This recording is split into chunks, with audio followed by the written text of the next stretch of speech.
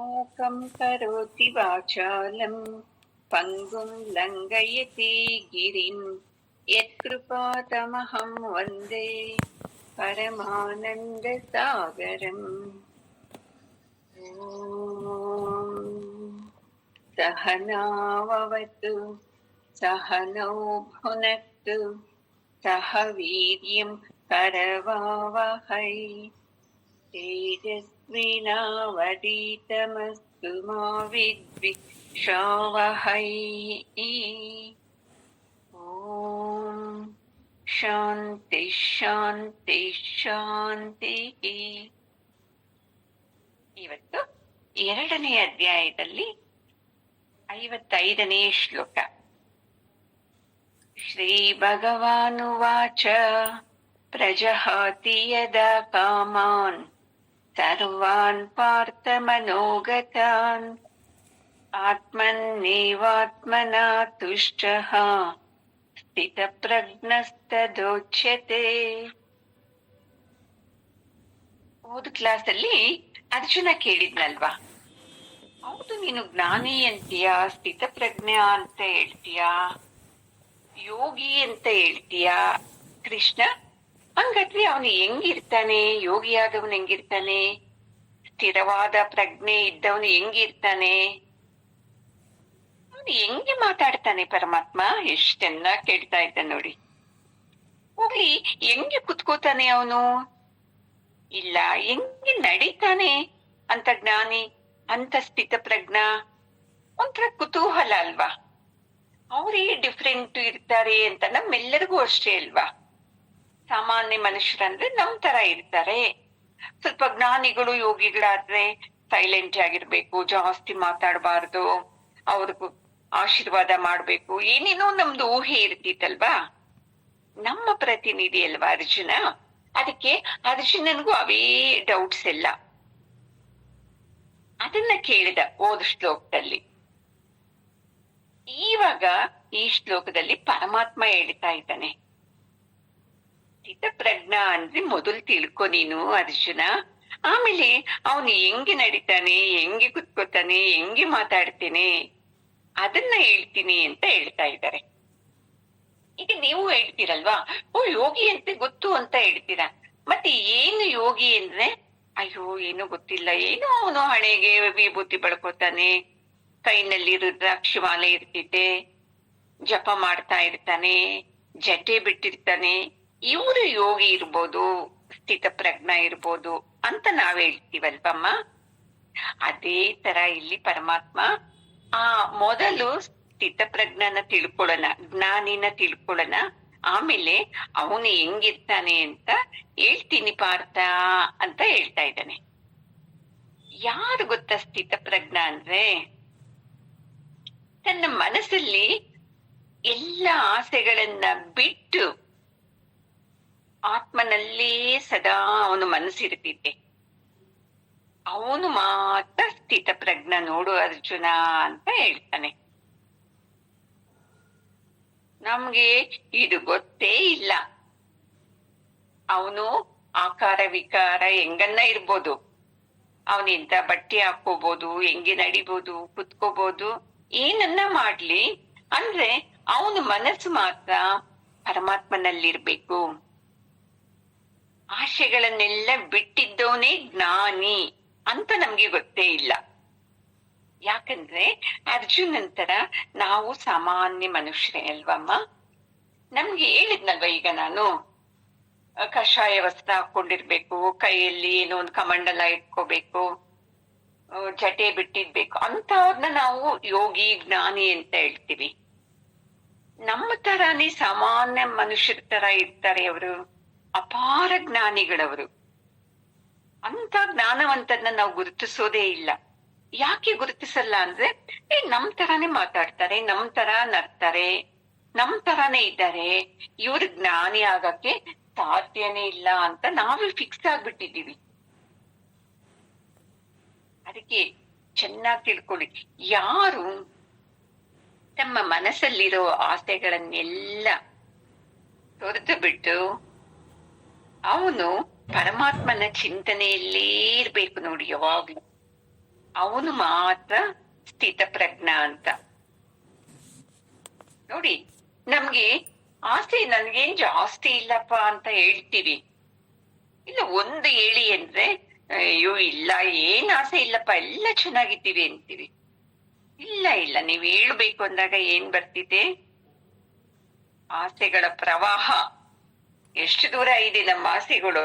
1, 2, 3 kilometre ದೂರ ಐತಿ ನಮ್ಗೆ ಆಸೆಗಳು, ಅಲ್ವಾ ಅಮ್ಮ? ಹೇಳೋದೇನ್ ಹೇಳ್ತೀವಿ? ಏನು ಇಲ್ಲ ನನ್ಗ ಆಸೆ, ನಾನು ಏನು ಪರಮಾತ್ಮನ ಬೇಡ್ಕೊಳ್ಳೋದೇ ಇಲ್ಲ ಅಂತ ಹೇಳ್ತೀವಿ. ಅದು ಸುಳ್ಳು ಅಂತ ಹೇಳ್ತಾ ಇದ್ದಾರೆ ನೋಡಿ. ಅಂತ ಆಸೆಗಳು ಏನೇನ್ ಬಂಧಿಸಿದೆಯಲ್ವಾ ನಮ್ಮನ್ನ, ಅವನ್ನೆಲ್ಲ ಯಾರು ಬಿಟ್ಟಿರ್ತಾರೆ ನೋಡಿ, ಅವ್ರು ಮಾತ್ರ ಆನಂದವಾಗಿರಕ್ಕೆ ಸಾಧ್ಯ ಆಗುತ್ತೆ. ನಮ್ದು ಒಂದು ಆಸೆನ, ವ್ಯಕ್ತಿಗಳಿಂದ ನಮ್ಗೆ ಏನೇನ್ ಸಿಕ್ಕುತ್ತೋ, ನನ್ ಗಂಡ, ನನ್ ಮಗು, ಅವ್ರು ಚೆನ್ನಾಗ್ ಓದ್ಬೇಕು, ಅದ್ ಬೇಕು, ಅವ್ರ ಕೆಲ್ಸ ಬೇಕು, ಇದೆಲ್ಲ ವ್ಯಕ್ತಿಗಳಿಂದ ಸಿಗೋ ಸುಖ. ಇನ್ನ ವಿಷಯಗಳಿಂದ ಅವ್ರ ಹಿಂಗೆ ಹೇಳಿದ್ರು, ಇವ್ರ ಹಿಂಗೆ ಹೇಳಿದ್ರು, ಹೌದು ನಿಮ್ಗೆ ಲಾಟರಿ ಬಂದಿದೆ ಅಂದ್ರೆ ಎಷ್ಟು ಖುಷಿ ಆಗುತ್ತೆ. ಅದೇ ಯಾರನ್ನ ಅವ್ರು ಹೇಳಿದ್ರು ನಿಮ್ಗೆ ತುಂಬಾ ಅಹಂಕಾರ ಅಂತ ಅಂದಿದ ತಕ್ಷಣ, ವಿಷಯ ಕೇಳಿದ ತಕ್ಷಣ ಏನಾಗುತ್ತೆ? ತುಂಬಾ ಕೋಪ ಬಂದ್ಬಿಡ್ತಿದ್ದೆ. ಮತ್ತೆ ಯಾರನ್ನ ಒಂದು ವಸ್ತು ಕೊಟ್ಟಾಗ ತುಂಬಾ ಖುಷಿ ಆಗುತ್ತೆ. ಈ ತರ ನಾವೆಲ್ಲ ಹೊರಗಡೆ ಸುಖ ಪಡಿತಾ ಇದ್ದೀವಿ. ಅಂದ್ರೆ ಈ ಎಲ್ಲ ಆಸೆಗಳಿಗೂ ಆಧಾರ ಆ ಪರಮಾತ್ಮನ ತತ್ವದಲ್ಲಿ ಮಾತ್ರ ನಮ್ಮ ಮನಸ್ಸಿಲ್ಲ. ಇದೇ ನಮ್ಗೆ ಮನಸ್ಸು ಯಾವಾಗ ಇದೆ ಗೊತ್ತಾ? ಬೆಳಿಗ್ಗೆ ಎದ್ದು ಪೂಜೆ ಮಾಡ್ಬೇಕು, ಇವತ್ತು ಅಮಾವಾಸ್ಯೆನೆ ಅಲ್ವಾ, ಬೇಗ ಪೂಜೆ ಮಾಡ್ಬೇಕು, ಇದು ದಾನ ಮಾಡ್ಬೇಕು, ಉಪವಾಸ ಇರ್ಬೇಕು, ದೇವಸ್ಥಾನಕ್ಕೆ ಹೋಗ್ಬೇಕು, ವ್ರತ ಮಾಡ್ಬೇಕು, ಪೂಜೆ ಮಾಡ್ಬೇಕು. ಇದನ್ನ ನಾವು ಆತ್ಮ ತತ್ವ ಅಂತ ತಿಳ್ಕೊಂಡ್ಬಿಟ್ಟಿದೀವಿ. ಇದೇ ಪರಮಾತ್ಮನ ಚಿಂತನೆ ಅಂತ ತಿಳ್ಕೊಂಡ್ಬಿಟ್ಟಿದೀವಿ. ಅದನ್ನೇ ಮಾಡ್ಕೊಂಡು ಹೋಗ್ತಾ ಇದ್ದೀವಿ. ಅಂದ್ರೆ ಮನಸ್ಸಲ್ಲಿ ಮಾತ್ರ ಆಸೆಗಳು ಐತೆ, ದ್ವೇಷ ಐತೆ, ಅಸೂಯೆ ಐತೆ, ಅಹಂಕಾರ ಐತೆ, ಇವೆಲ್ಲ ಇಟ್ಕೊಂಡ್ಬಿಟ್ಟಿದ್ದೀವಿ. ಅಂತವ್ರು ನಾವು ಯೋಗಿ ಆಗಕ್ಕೆ ಸಾಧ್ಯ ಆಗುತ್ತಾ? ಆಗೋದೇ ಇಲ್ಲ ಅಲ್ವಮ್ಮ? ಅದಕ್ಕೆ ನಾವು ಯಾರು ಈ ಭಗವದ್ಗೀತೆನ ಕೇಳ್ತಾ ಬರ್ತಾರೆ ನೋಡಿ, ಅವರಲ್ಲಿ ಈ ಅಜ್ಞಾನ ಎಲ್ಲ ಹೋಗ್ತಾ ಬರ್ತಿದೆ. ಅಜ್ಞಾನ ಹೋದಾಗ ಜ್ಞಾನ ಒಳಗಡೆ ಹೋಗುತ್ತೆ. ಅಜ್ಞಾನ ಏನ್ ಮಾಡುತ್ತೆ? ನಮ್ಮನ್ನ ಈ ಬಂಧನದಿಂದ ವಿಮುಕ್ತಿ ಮಾಡ್ತೈತಿ ನೋಡಿ. ಇದೇ ನಮ್ಗೆ ಸಿಕ್ಕೋದ್ ನೋಡಿ ಲಾಭ. ಭಗವದ್ಗೀತೆ ಕೇಳಿದ್ರೆ ಏನೋ ಪುಣ್ಯ. ಏನ್ ಪುಣ್ಯ ಅಂದ್ರೆ ಇದೇ ಪುಣ್ಯ. ನಮ್ಮ ಅಜ್ಞಾನನ ನಾವೇ ಕಳ್ಕೊಂಡ್ಬಿಡ್ತೀವಿ ನೋಡಿ. 1 ಸೆಕೆಂಡ್ ಕುತ್ಕೊಳ್ಳಿ, ಎಷ್ಟು ಯೋಚನೆಗಳು ಬರ್ತಿದೆ ಅಲ್ವಮ್ಮ? ನಾವು ಆ ಯೋಚನೆಗಳನ್ನ ನೋಡಿ, ಯಾಕೆ ನಾನು ಈ ತರ ಯೋಚನೆ ಮಾಡ್ತಾ ಇದ್ದೀನಿ, ಅಯ್ಯೋ ಒಳ್ಳೆ ಯೋಚನೆ ಮಾಡ್ಬೇಕಲ್ಲ ಅಂತ ಯಾವತ್ತಾದ್ರೂ ಬಂದಿದೆಯಾ ನಮ್ಗೆ? ಇಲ್ಲ. ಅವ್ರ ಹಿಂಗ್ ಅನ್ಬಾರ್ದಾಗಿತ್ತು, ಇವ್ರ ಹಿಂಗ್ ಹೇಳ್ಬಾರ್ದಾಗಿತ್ತು, ನಾವ್ ಹೋದಾಗ ನನಗೆ ಮಾತಾಡಿಸ್ಬೇಕಾಗಿತ್ತು. ಈ ತರ ನಾವ್ ಏನ್ ಮಾಡ್ತಾ ಇದ್ದೀವಿ? ಹೊರಗಡೆನೇ ಸುತ್ತಾಕೊಂಡ್ಬಿಟ್ಟಿದೀವಿ, ಆ ಕಡೆಗೇನೆ ಓಡ್ತಾ ಇದ್ದೀವಿ ಬಿಟ್ಟು ನಮ್ಗೆ ಪರಮಾತ್ಮನ ಕಡೆ ನಾವು ಓಡಿ ಬರ್ತಾನೆ ಇಲ್ಲ. ಓಡು ಎಲ್ಲ ಪರಮಾತ್ಮನ ಕಡೆ ಮುಖಾನು ಮಾಡಿಲ್ಲ ನಾವು. ಯಾವಾಗ ನೋಡಿ ನಮ್ಗೆ ನಾನು ನನ್ನ ದೇಹದ ಮೇಲೆ ಜಾಸ್ತಿ ಇಂಟ್ರೆಸ್ಟ್, ನನ್ನ ಮನೆ ಮೇಲೆ ತುಂಬಾ ಇಂಟ್ರೆಸ್ಟ್, ಮತ್ತೆ ನನ್ನ ಕುಟುಂಬ, ನನ್ನ ಗಂಡ ಮಕ್ಕಳು, ಇಷ್ಟೇ ನೋಡಿ ನಮ್ದು. ಇಲ್ಲ ಬೇರೆ ಏನನ್ನ ಇದೆಯಮ್ಮ? ಇಲ್ಲ, ನಮ್ ಕೆಲ್ಸ ಮಾಡ್ತೀವಿ, ಆ ಕೆಲ್ಸದ ಮೇಲೆ ಬಿಟ್ಟು ನಮ್ದು ಇನ್ನ ಏನು ಇಲ್ಲ. ಹಂಗಂತ ನಾವು ಆಸೆಗಳನ್ನ ಬಿಟ್ಟಿದ್ದೀವಿ ಅಂತನಾ? ನಾವ್ ಇನ್ನೊಬ್ಬರಿಗೆ ಕಿತ್ಕೊಡೋದೇ ಇಲ್ಲ, ಇನ್ನೊಬ್ಬರಿಗೆ ನಾವು ಮೋಸ ಮಾಡೋದೇ ಇಲ್ಲ ಅಂತ ಹೇಳ್ತೀವಿ. ಅದು ಯಾರು ಗೊತ್ತಾಗುತ್ತೆ ಅಂದ್ರೆ ನಿಮ್ಮ ಮನಸ್ಸಿಗೆ ಗೊತ್ತಾಗುತ್ತೆ, ನಾನು ಇನ್ನೊಬ್ಬರದ್ದು ಕಿತ್ಕೋತಾ ಇದ್ದೀನ, ಇನ್ನೊಬ್ಬರಿಗೆ ಮೋಸ ಮಾಡ್ತಾ ಇದ್ದೀನ ಅಂತ.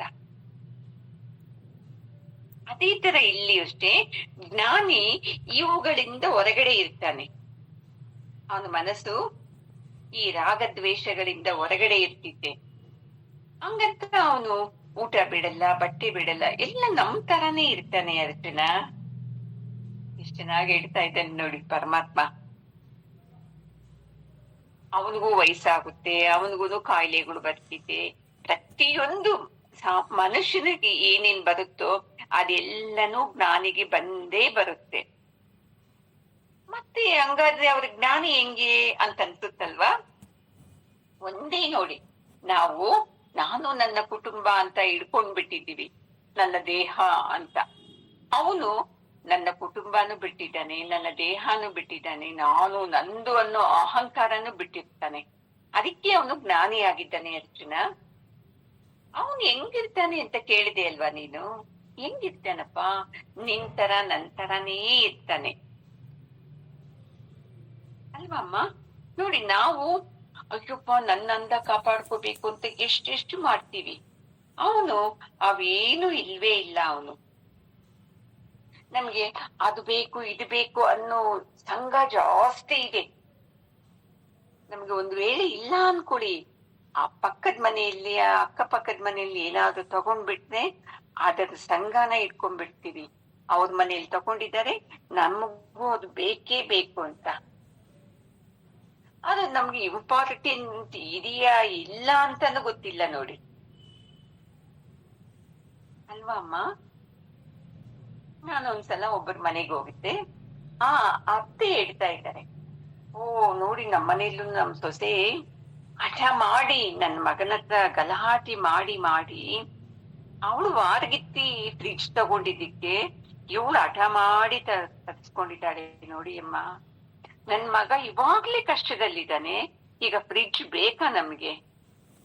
ಫ್ರಿಡ್ಜ್ ಅಲ್ಲಿ ನಾವ್ ಅಡಿಗೆ ಮಾಡಲ್ವಲ್ಲ ಅಂದ್ರೆ ಇನ್ನೂ ಇವಳು ಹಠ ಮಾಡಿ ತರಿಸಿದ್ದಾಳೆ ನೋಡಿ ಅಮ್ಮ. ನೋಡಿ ಕಾಂಪಿಟೇಷನ್ ಇಲ್ಲಿ. ಫ್ರಿಡ್ಜ್ ಬೇಕು ಅನ್ನೋದು ಪರವಾಗಿಲ್ಲ, ಇಲ್ಲಪ್ಪ ಅವ್ರು ತಗೊಂಡಿದ್ದಾರೆ ಅದಕ್ಕೆ ನಾವು ತಗೊಳ್ಳೋದು, ಅದಕ್ಕೆ ನನಗೂ ಬೇಕು ಅನ್ನೋದು ತಪ್ಪು ನೋಡಿ. ಅದು ಈ ತರ ಏನ್ ಮಾಡ್ತಾನೆ ಜ್ಞಾನಿ, ಎಲ್ಲೂ ಸಿಕ್ಕಾಕೊಳ್ಳೋದೇ ಇಲ್ಲ. ನಾವು ಎಲ್ಲ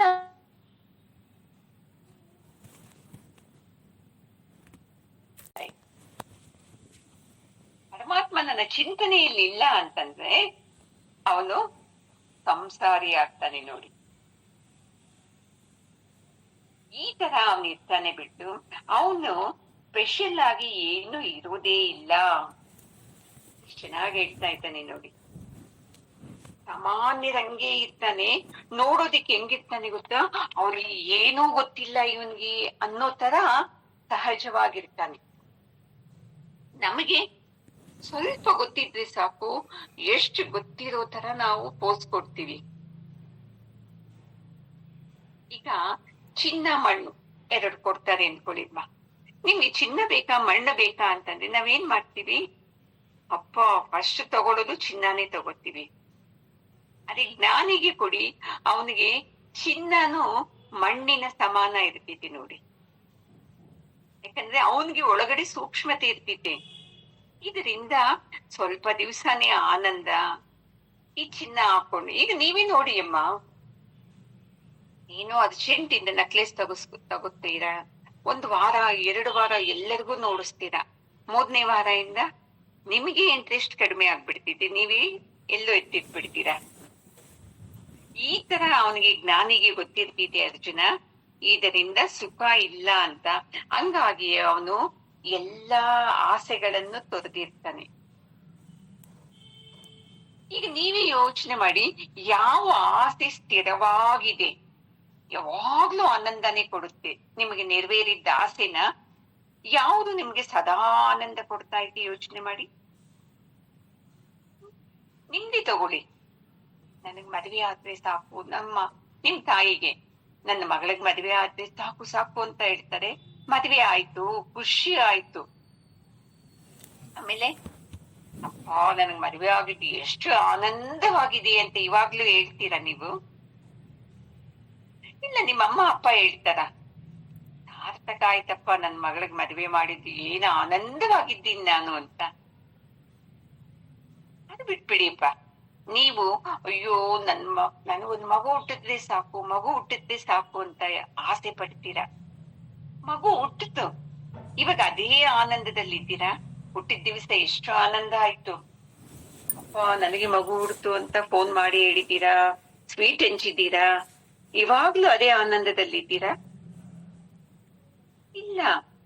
ಯಾಕಂತ ಹುಟ್ಟು ಬಿಡ್ತಪ್ಪ ಇಂಥ ಮಕ್ಕಳು, ನಾನು ಏನ್ ಕರ್ಮ ಮಾಡಿದ್ದೆ? ಈ ತರ ಆಸೆಗಳನ್ನೋದು ಯಾವಾಗ್ಲೂ ಆನಂದ ಕೊಡಲ್ಲ ನಮ್ಗೆ. ಇದು ನಮಗ್ ಗೊತ್ತೇ ಇಲ್ಲ.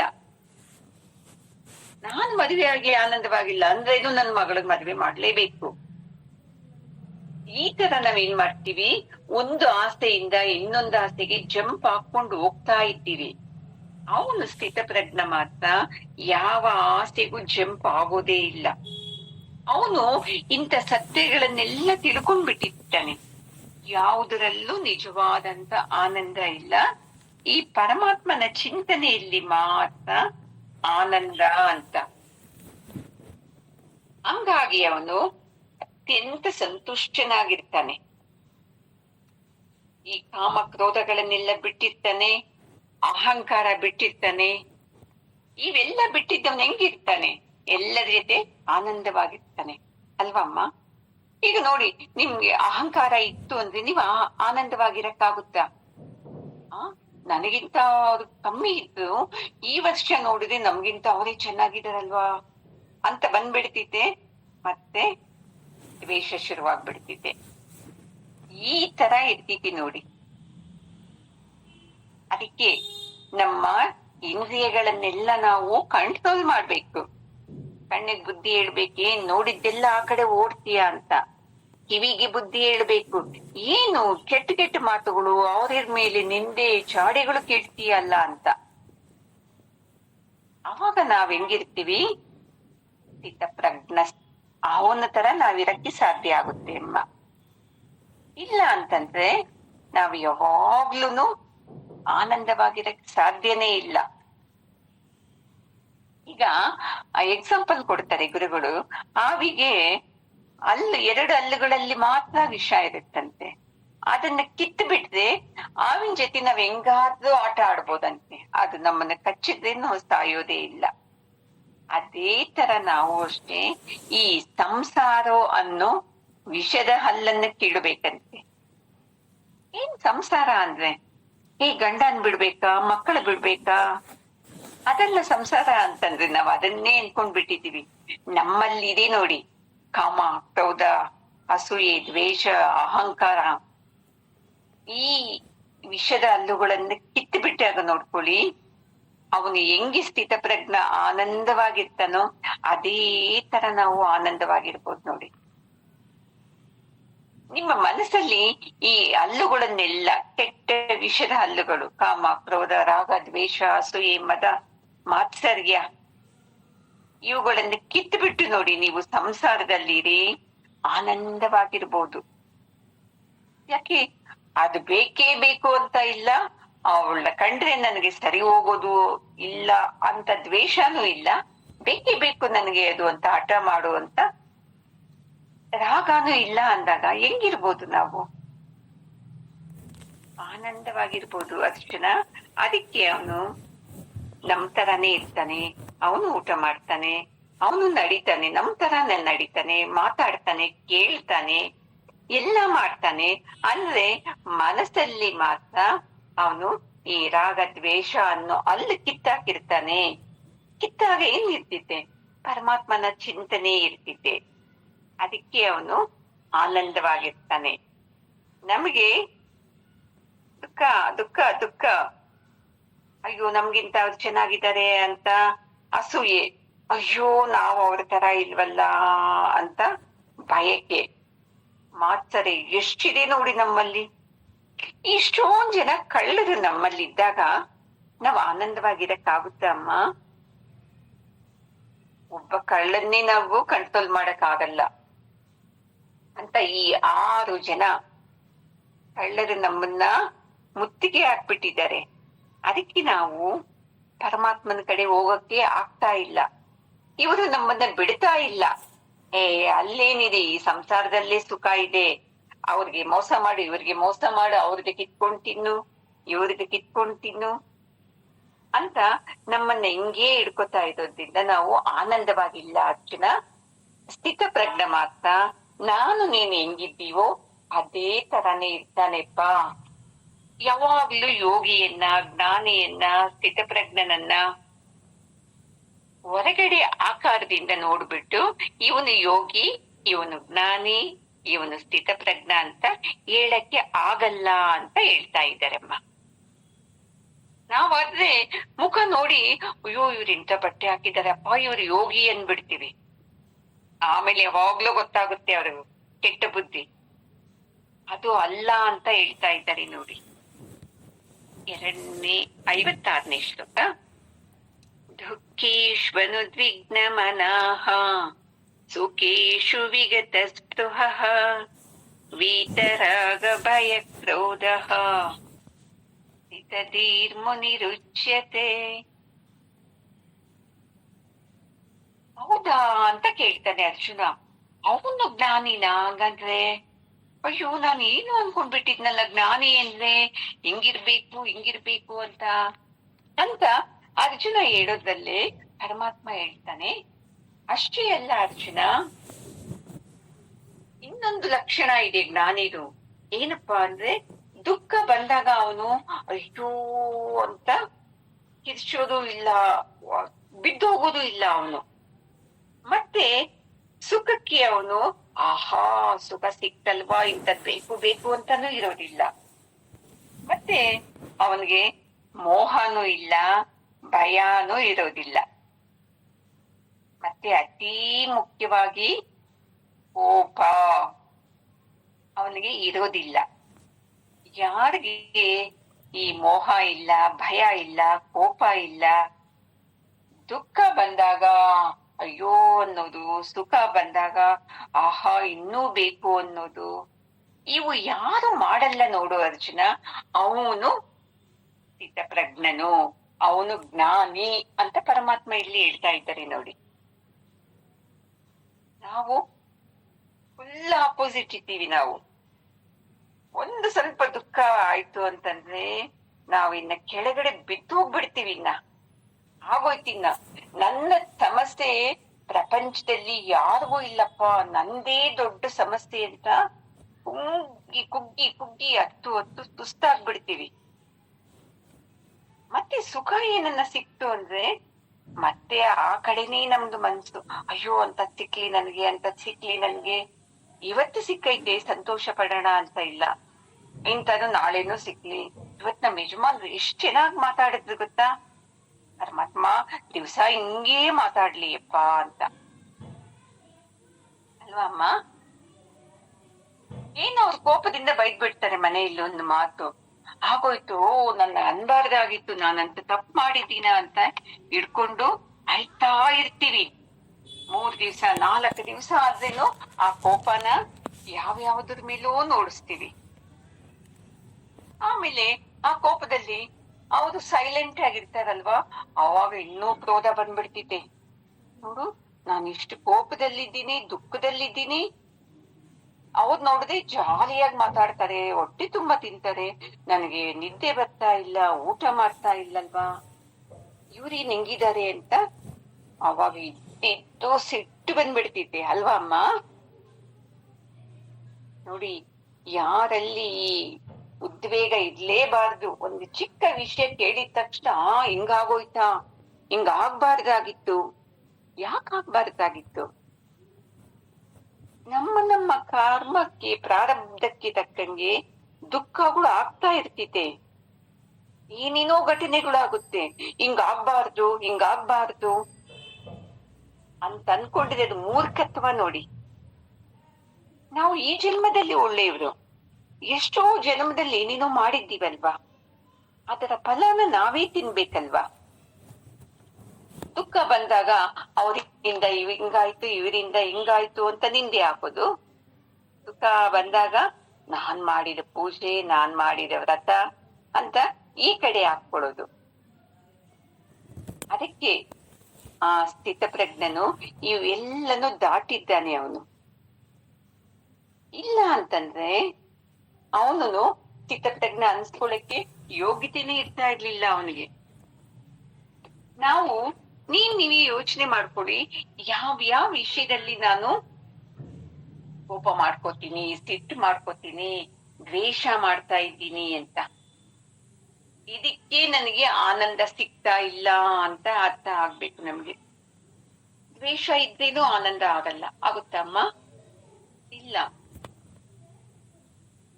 ಸುಖಗಳು ಅದು ಬೇಕು ಅಂದಾಗ್ಲೂ ಆನಂದ ಆಗಲ್ಲ. ಯಾಕೆ? ಅದು ಸಿಕ್ಲಿಲ್ವಲ್ಲ. ಮತ್ತೆ ಯಾರ ಮೇಲೂ ಕೋಪ ಇದ್ದಾಗ್ಲೂ ಆನಂದವಾಗಿರಕ್ಕಾಗೋದೇ ಇಲ್ಲ. ಇಲ್ಲ, ಯಾರ ಮೇಲನ್ನ ಅಸೂಯೆ ಇದ್ದಾಗ್ಲೂ ಆನಂದವಾಗಿರಕ್ಕಾಗೋದೇ ಇಲ್ಲ ನೋಡಿ.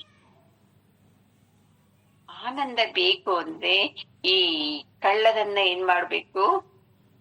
ಬಿಟ್ಬಿಡಕ್ಕಾಗಲ್ಲ. ಆ ಕಳ್ಳರನ್ನ ಒಳ್ಳೆ ಕಡೆಗೆ, ಒಳ್ಳೆ ದಾರಿಗೆ ತಿರುಗಿಸ್ಬೇಕು ನೋಡಿ. ಆವಾಗ ನಾವು ಆನಂದವಾಗಿರಕ್ಕಾಗುತ್ತೆ. ನನಗೆ ಕಷ್ಟ ಬಂತು ಅಂದ್ರೆ ಇದು ನಂದೇ ಪ್ರಾರಬ್ಧ, ಬೇರೆಯವರು ಯಾರು ಕಾರಣ ಅಲ್ಲ, ನಾನೇ ಕೇಳ್ಕೊಂಡ್ ಬಂದಿದ್ದು ಅಂತ ನಿಮ್ಮ ಮನಸ್ಸಿಗೆ ಬಂತು ಅಂದ್ರೆ ನಿಮ್ಗೆ ಆನಂದ ಆಗುತ್ತೆ. ಇವಾಗ ಹೆಂಗ್ ಮಾಡ್ಬೇಕು? ಹೌದು, ಅವಾಗ ನನಗೆ ಗುರು ಸಿಕ್ಕಿಲ್ಲ ಯಾವುದೋ ಜನ್ಮದಲ್ಲಿ, ಅದಕ್ಕೆ ನಾನು ಅಜ್ಞಾನದಿಂದ, ಕಾಮ, ಕ್ರೋಧ, ದ್ವೇಷದಿಂದ ವರ್ತನೆ ಮಾಡಿದ್ದೀನಿ, ಅದಕ್ಕೆ ಇವಾಗ ನನಗೆ ದುಃಖ ಆಗ್ತಾ ಐತೆ ಅಂತ ಬಂದ್ಬಿಡ್ಬೇಕು ನೋಡಿ ಮನ್ಸಲ್ಲಿ ನಮ್ಗೆ. ಇಷ್ಟು ಸತ್ಸಂಗ ಕೇಳಿನೂ ನನಗೆ ಯಾಕೆ ಹಿಂಗ ಆಗ್ಬೇಕು ಅಂತ ನಿಮ್ಗೆ ಅನಿಸ್ತಾ ಇದೆ ಅಂದ್ರೆ ನಿಮ್ಗೆ ಈ ಜ್ಞಾನ ಹೋಗಿಲ್ಲ ಇನ್ನು ಒಳಗಡೆ ಅಂತ, ತಾಳ್ಮೆ ಇನ್ನು ಬಂದಿಲ್ಲ ಅಂತ. ನಮ್ಗೆ ತಾಳ್ಮೆ ಇದ್ರೆ ಪ್ರತಿಯೊಂದು ಗುರುವಿನ ಸತ್ಸಂಗದ ಮಾತು ನೆನಪಾಗ್ಬೇಕು ನಿಮ್ಗೆ, ಪ್ರತಿ ಘಟನೆಯಲ್ಲೂ. ಹಂಗೆ ನೆನಪಾಯ್ತು ಅಂದ್ರೆ ಅದನ್ನ, ಆ ಘಟನೆನ ಹೆಂಗೆ ನಾವು ಒಂದೇ ನಿಮಿಷ ಯಾರೋ ಬಂದು ಒಂದೇ ನಿಮಿಷ ನಮ್ಮ ಜೀವನದಲ್ಲಿ ನಾವು ಪ್ರತಿಯೊಂದನ್ನು ನೋಡ್ತಾ ಹೋಗಿ, ಅವಾಗ ನಮ್ಗೆ ಏನಾಗುತ್ತೆ ಗೊತ್ತಾಗ್ಬಿಡ್ತಿದೆ.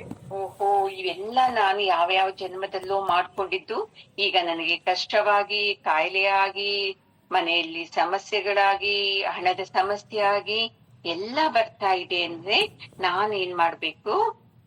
ಈ ಜನ್ಮದಲ್ಲಿ ಈ ಜ್ಞಾನ ತಕೊಂಡಿದ್ದೀನಲ್ವಾ, ಇದರಂತೆ ನಾನ್ ಜೀವನ ಮಾಡ್ಬೇಕು ಅಂತ ಬರ್ಬೇಕು ನೋಡಿ. ಹಂಗೆ ಬಂತು ಅಂದಾಗ ಚಿತ್ತಪ್ರಜ್ಞನ ಹತ್ರ ನಾವು ಹೋಗ್ಬಿಡ್ಬೋದು ನೋಡಿ. ಅವನು ಇವನ್ನೆಲ್ಲ ಜಯಿಸಿದಾನೆ, ಅದಕ್ಕೆ ಅವನು ಚಿತ್ತಪ್ರಜ್ಞ ಆಗಿದ್ದಾನೆ. ಶಾಂತವಾಗಿರ್ಬೇಕು ನೋಡಿ. ಬೆಳಿಗ್ಗೆ ಎತ್ತೋಳ್ತಾ ಇದ್ದಂಗ ಅಯ್ಯೋ ಅಡಿಗೆ ಮಾಡ್ಬೇಕು, ಅದು ಮಾಡ್ಬೇಕು, ಇದು ಮಾಡ್ಬೇಕು, ನಂದೇ ಕರ್ಮ, ನಂದೇ ಹಣೆ ಬರ, ನಾನೇ ಮಾಡ್ಬೇಕು ಅಂತ ಮನಸ್ಸಲ್ಲಿ ಬೆಳಿಗ್ಗೆನೆ ನೀವು ಇಂಜೆಕ್ಷನ್ ಕೊಟ್ಕೊಂಡ್ಬಿಟ್ರೆ ಮನಸ್ಸಿಗೆ ಆ ದಿವಸ ಎಲ್ಲ ಅದೇ ತರಾನೇ ಮಾಡ್ತೀವಿ. ಯಾರು ಬೆಳಿಗ್ಗೆ ಎದ್ದು ಕೂಲಾಗಿ ಆಯ್ತಪ್ಪ ಇವತ್ತಿಷ್ಟೊಂದು ಕೆಲ್ಸ ಆಯ್ತಲ್ವಾ, ಒಂದೊಂದೇ ಮಾಡ್ಕೊಂಡು ಹೋಗೋಣ, ನಗ್ನಗ್ತಾ ಮಾಡ್ಕೊಂಡು ಹೋಗೋಣ, ಎಲ್ಲರ ಜೊತೆ ಚೆನ್ನಾಗಿ ಮಾತಾಡ್ಕೊಂಡು ಹೋಗೋಣ ಅಂತ ಬರ್ಲಿ ನಿಮ್ಮ ಮನ್ಸಲ್ಲಿ, ಆ ದಿವಸ ಹೆಂಗೆ ಕೆಲ್ಸ ಆಗುತ್ತೆ ಅಂತ ಯೋಚನೆ ಮಾಡಿ. ಇಲ್ಲ ಅಂದ್ರೆ ಉದ್ವೇಗ ಆಗ್ಬಿಡ್ತೈತಿ, ಅಯ್ಯೋ ಇದು ಮಾಡ್ಬೇಕು, ಅದು ಮಾಡ್ಬೇಕು ಅಂತ, ಅಲ್ವಾ ಅಮ್ಮ? ಹಿಂಗೆ ನಿಮ್ಮ ಜೀವನದಲ್ಲಿ ನೀವೇ ಒಂದು ಟೈಮ್ ಟೇಬಲ್ ಹಾಕೋಬೇಕು.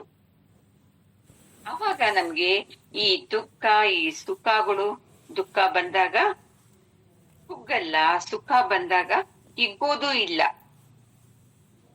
ಅಲ್ವಾ ಅಮ್ಮ? ಇದೇ ನೋಡಿ ಸ್ಥಿತಪ್ರಜ್ಞ ಅಂತಂದ್ರೆ. ನಾವ್ ಅನ್ಕೊಂಡಿದೀವಲ್ಲ ಆ ತರ ಇರ್ಬೇಕು, ಈ ತರ ಇರ್ಬೇಕು, ನಗಬಾರ್ದು, ಮಾತಾಡ್ಬಾರ್ದು, ಯಾವಾಗ್ಲೂ ಧ್ಯಾನದಲ್ಲಿ ಕುತ್ಕೊಂಡಿರ್ಬೇಕು, ಅವನೇ ನಮ್ಗೆ ಸ್ಥಿತಪ್ರಜ್ಞ ಅಂತ ಅನ್ಕೊಂಡ್ಬಿಡ್ತೀವಿ.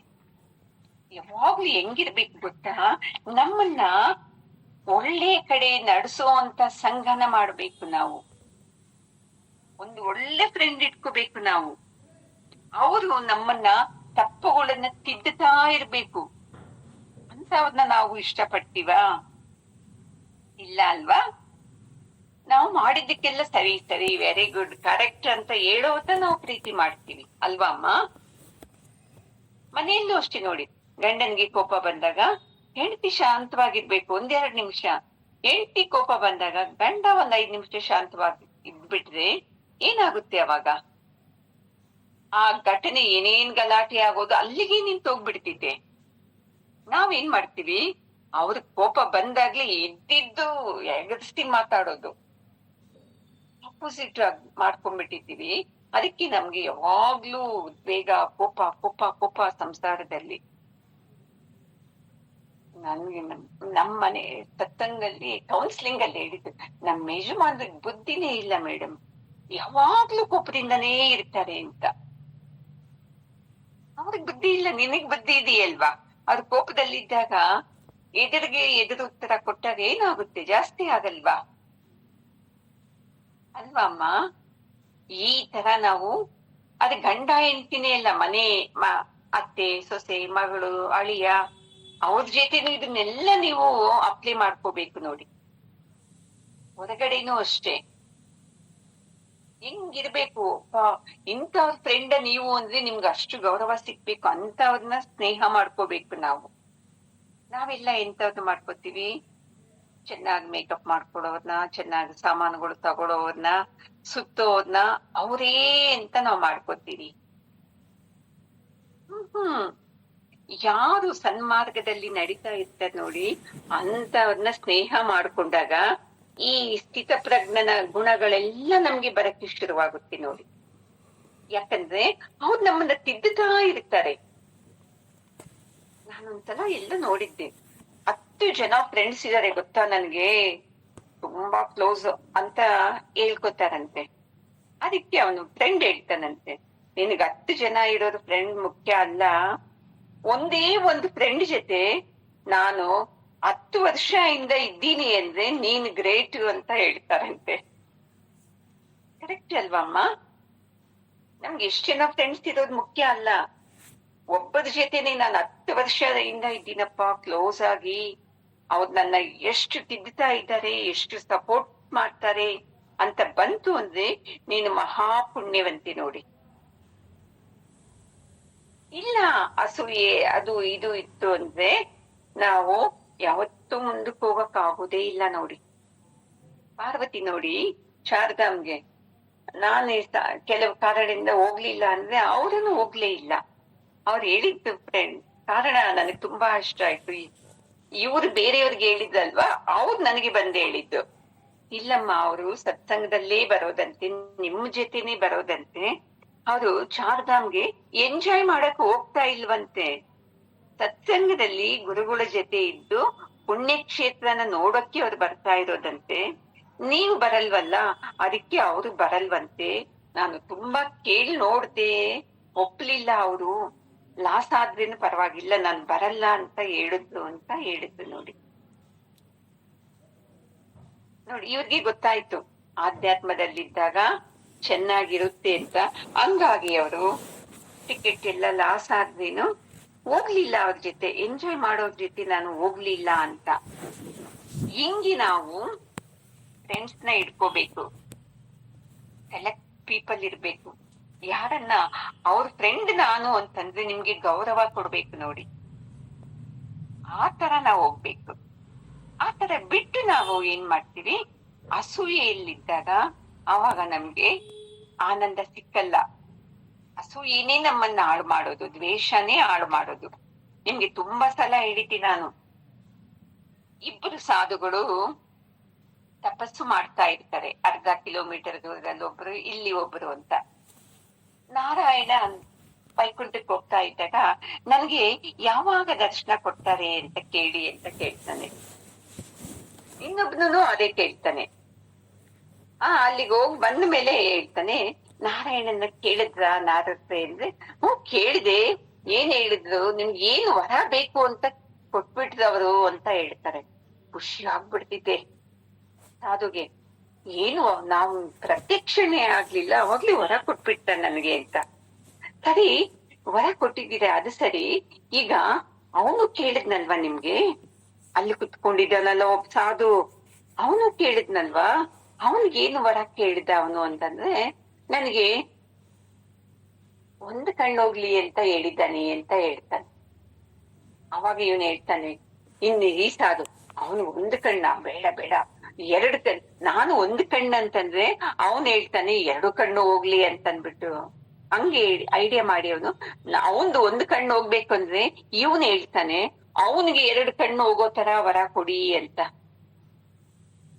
ನೋಡಿ, ತಪಸ್ಸು ಮಾಡಿದ್ದೇನಕ್ಕೆ?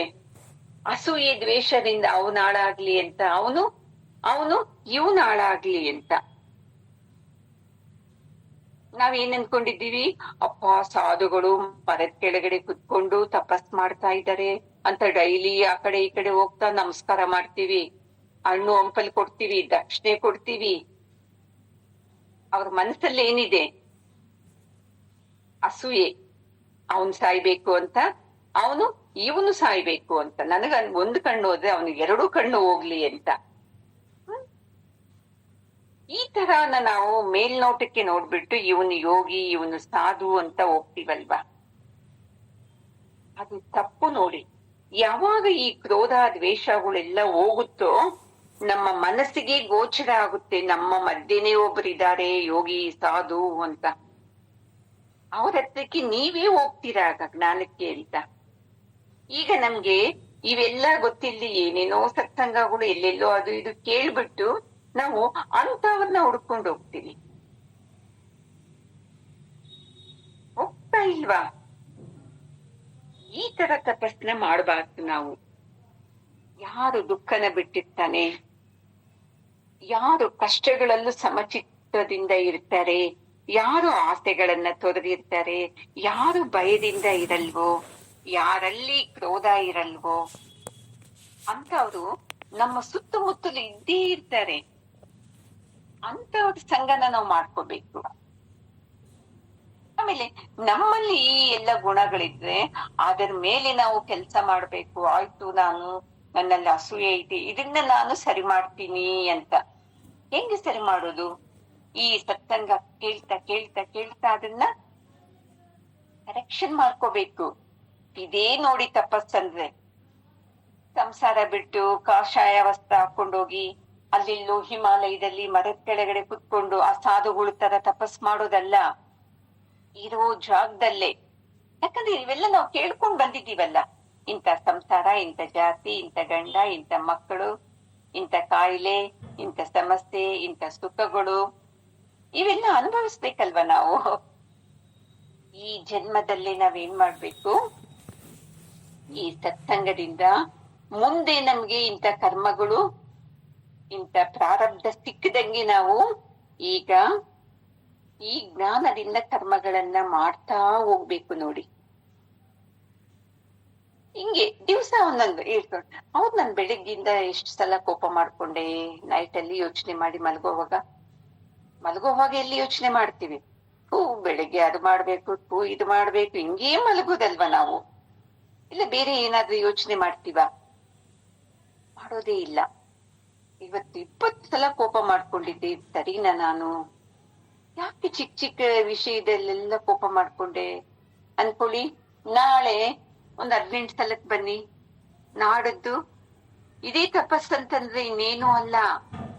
ನಮ್ಮ ಮನಸ್ಸಿನ ಮೇಲೆ ನಾವು ಜಯಾನ ಸಾಧಿಸೋದೇ ತಪಸ್ ನೋಡಿ ಅಮ್ಮ, ಇನ್ನೇನು ಅಲ್ವೇ ಅಲ್ಲ.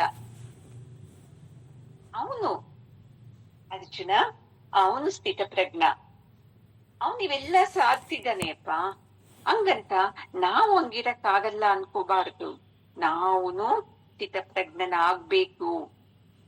ಮನಸ್ಸಿನ ಮೇಲೆ ಯುದ್ಧ ಮಾಡ್ಬೇಕು. ಅಲ್ಲಿ ಕುರುಕ್ಷೇತ್ರ ಯುದ್ಧ, ಅದನ್ನ ಕೇಳ್ತಾ ಇದೀವಿ ನಾವು, ಅಯ್ಯೋ ಏನಾಗುತ್ತೋ ಅಂತ. ಅಲ್ಲಿ ಅವನು ಗೆಲ್ಲೋದು ಸೋಲೋದು ನಿಮಗೆ ಏನು ಬರಲ್ಲ, ಲಾಭ ಇದೆಯಾ? ಪಾಂಡವರಿಗೂ ಕೌರವರಿಗೂ ಯುದ್ಧದಲ್ಲಿ ನಿಮಗೇನನ್ನ ಲಾಭ? ಎಲ್ಲಿದೆ ಯುದ್ಧ? ನಿಮ್ಮ ಮನಸ್ಸಿನ ಮೇಲೆ ಯುದ್ಧ ಮಾಡಿ ಈ ಜ್ಞಾನ ತಿಳ್ಕೊಂಡು ಕೆಟ್ಟ ಗುಣಗಳ ಬಂದಾಗ ಇದು ಕೌರವರ ಗುಣ ಅಂತ ಅನ್ಕೊಂಡು ಅದನ್ನ ನಾಶ ಮಾಡ್ತಾ ಬರ್ಬೇಕು. ನೋಡಿ, ಇದೇ ತಪಸ್ಸು, ಇದೇ ಕುರುಕ್ಷೇತ್ರ ಯುದ್ಧ. ನಮ್ಮ ಜೀವನದಲ್ಲಿ ನಾನು ಗೆಲ್ಲಬೇಕು. ಅತಿ ಮುಖ್ಯವಾಗಿ ನನ್ನ ಮನಸ್ಸಿನ ಮೇಲೆ ನಾನು ಗೆಲ್ಲಬೇಕು ಅಂತ ನಿಶ್ಚಯ ಇದ್ದಾಗ ನಾವು ಆ ಸ್ಥಿತ ಪ್ರಜ್ಞರಾಗೋದಿಕ್ಕೆ ಟೈಮ್ ಏನು ಬೇಕಾಗೋದೇ ಇಲ್ಲ. ಬೇಕಾಗುತ್ತಮ್ಮ? ಇಲ್ಲ, ನನಗೆ ಗೊತ್ತು, ನನ್ನಲ್ಲಿ ಕೋಪ ಇದೆ, ಅಸೂಯೆ ದ್ವೇಷ ಎಲ್ಲ ಇದೆ. ಏನ್ ಮಾಡ್ಬೇಕು ನಾನು? ಸರಿ ಮಾಡ್ಕೋಬೇಕಲ್ವಾ ಅಂತ ನಿಮ್ಮ ಮನಸ್ಸಿಗೆ ಒಂದು ಪ್ರಶ್ನೆ ಬಂತು ಅಂದ್ರೆ ನೀವು ಸರಿ ಹೋಗ್ತೀರಾ. ಇಲ್ಲ ಇಲ್ಲ, ನಂದು ಕರೆಕ್ಟ್ ಆಗೇ ಇದ್ದೀನಿ, ಸುಮ್ನೆ ಟೈಮ್ ಪಾಸ್ಗೆ ಸತ್ಸಂಗಕ್ಕೆ ಬರ್ತೀನಿ ಅಂದ್ರೆ ಟೈಮ್ ಪಾಸ್ಗೆ ಬರ್ತೀರಾ, ಮಧ್ಯದಲ್ಲಿ ಬಿಟ್ಟುನು ಹೋಗ್ತೀರಾ. ಯಾವ್ದು ಬೇಕೋ ನೀವೇ ಸೆಲೆಕ್ಟ್ ಮಾಡ್ಕೊಳ್ಳಿ. ಓಂ ಪೂರ್ಣಮದಃ ಪೂರ್ಣಮಿದಂ ಪೂರ್ಣಾತ್ ಪೂರ್ಣಮುದಚ್ಯತೆ ಪೂರ್ಣಸ್ಯ ಪೂರ್ಣಮಾದಾಯ ಪೂರ್ಣಮೇವಾವಶಿಷ್ಯತೆ. ಓಂ ಶಾಂತಿ ಶಾಂತಿ ಶಾಂತಿ. ಹರಿ ಓಂ. ಶ್ರೀ ಗುರುಭ್ಯೋ ನಮಃ. ಹರಿ ಓಂ. ಗುರುಗಳ ಪಾದಕ್ಕೆ ನಮಸ್ಕಾರ ಮಾಡ್ಕೊಳ್ಳೋಣ. ಜಗದ್ಗುರು ಕೃಷ್ಣನ ಪಾದಕ್ಕೂ ನಮಸ್ಕಾರ ಮಾಡ್ಕೊಳ್ಳೋಣ.